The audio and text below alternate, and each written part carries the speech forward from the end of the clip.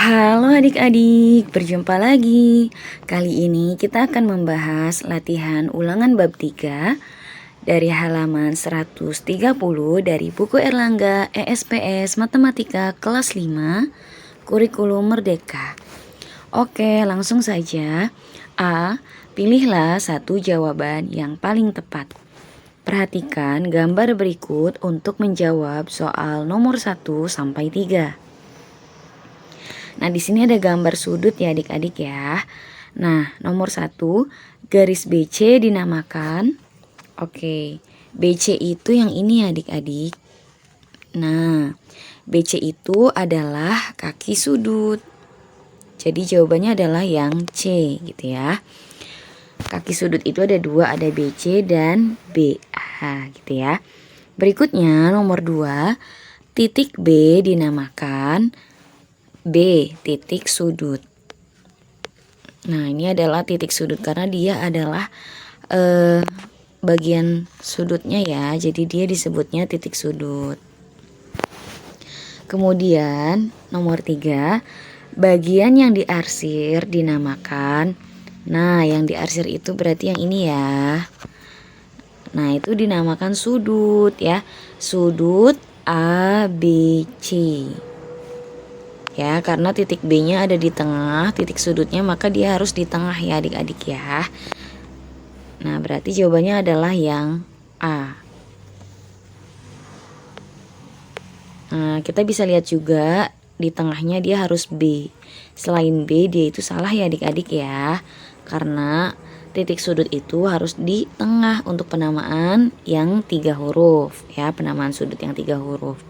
Jadi bisa ABC, bisa juga CBA gitu ya. Oke, berikutnya yang nomor 4. Sudut yang terbentuk dari dua garis lurus yang saling tegak lurus dinamakan sudut C, siku-siku ya. Karena kalau tegak lurus, nah ini kan dua buah garis lurus yang saling tegak lurus. Berarti satu misal ke sini, satunya ke sini gitu ya. Anggap aja itu garisnya lurus ya adik-adik ya. Boleh ke sini gitu sama saja. Oke. Berikutnya nomor 5. Sudut yang besarnya kurang dari sudut siku-siku dinamakan sudut A, lancip ya. Oke, nomor 6, sudut yang besarnya lebih besar, sudut yang besarnya lebih dari sudut siku-siku dinamakan sudut C, tumpul. Oke, kita bisa ngeceknya gini ya adik-adik. Contoh yang nomor 5 dulu. Sudut siku-siku ini misalkan begini ya, kita anggapnya. Nah, ini siku-siku nih. Kalau kurang dari berarti misalkan di sini. Nah, berarti kan dari mulai ini sampai sebelum ini. Nah, itu namanya sudut lancip. Tapi kalau sudah lebih dari ya, berarti misalkan ke sini gitu ya. Lebihin ini berarti dia udah masuknya sudut tumpul gitu ya. Oke, berikutnya nomor 7. Besar sudut siku-siku adalah C, 90 derajat. Kita ganti dulu sama ini ya. Oke, nomor 8. Berikut yang termasuk sudut lancip adalah, nah sudut lancip itu yang C ya adik-adik ya. Gitu. Kita bisa gunakan alat bantu nih adik-adik untuk menentukan sudut lancip atau sudut tumpul. Caranya gimana? Caranya kita gunakan alat bantu dengan garis lurus yang tegak lurus dengan salah satu sisinya. Misalkan di sini Kak Akidah mau anggap ini sisi tumpuannya nih. Nah, maka kita bikin dia tegak lurus dengan sisi tersebut garisnya. Nah, misalkan di sini.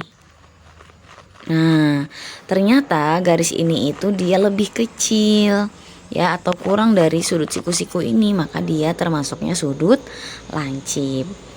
Gitu adik-adik ya. Nah, misalkan yang ini nih, yang B kita cek dia termasuknya sudut lancip atau tumpul ya. Sama saja kita anggap sisi yang ini, kaki sudut yang ini Ini adalah kaki tumpuannya. Maka kita gambar garis lurus yang tegak lurus dengan sisi ini adik-adik. Berarti kan ke atas nih. Wah, ternyata dia garis ini melebihi, berarti dia termasuknya sudut tumpul. Seperti itu ya adik-adik ya. Nah, begitupun yang ini, yang D misalkan. Kita anggap sisi tumpuannya yang ini nih. Nah, maka kita gambarkan garis yang tegak lurus. Nah, berarti kita gambarkan ke sini. Maaf.